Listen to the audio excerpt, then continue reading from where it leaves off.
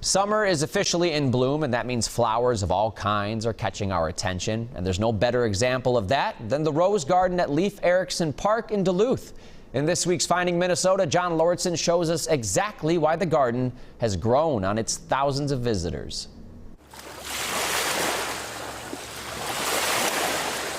Lake Superior is known as the Unsalted Sea. Its beaches and its ports are a destination for entertainment and industry.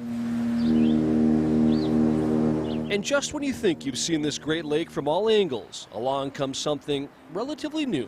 This is one of my favorite gardens in the whole world. It's a world-class garden, fabulous gardens. With the backdrop of Lake Superior, the hills of Duluth, and a railroad bed next to it, fabulous.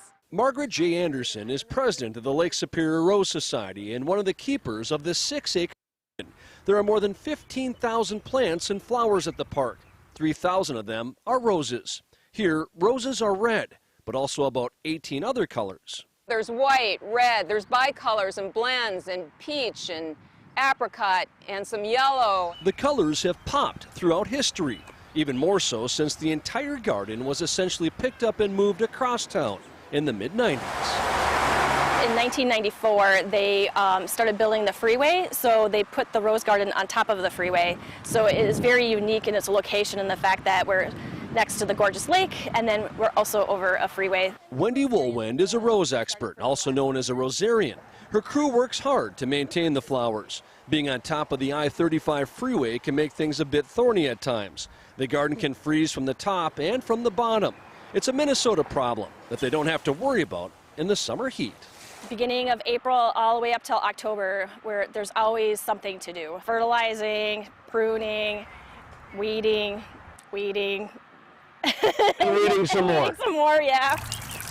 But it pays off. Among the fountain, the gazebo, and the budding beauty, weddings and celebrations are held. And there are almost as many camera-toting visitors on site as there are rose bushes. I think the thing that hits you first is the smell. It smells very good. We went on a train ride, and when we saw the flower garden from a distance, we wanted to come see it for ourselves. Just like people, no two flowers are the same. Different color schemes called circles are found throughout the park, and each needs to be handled differently in the spring and fall, so that in the summer, there's time to stop and smell the roses. To have a rose garden so special at this location, and then have people enjoy it, whether they eat their lunch, they meditate, they have a dance recital or wedding reception.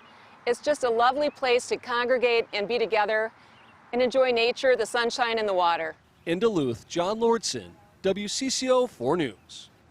Before it moved, the original Duluth Rose Garden opened in 1964. Caretakers say peak bloom for the garden is next month. For more information on visiting the garden, just head to WCCO.com/links.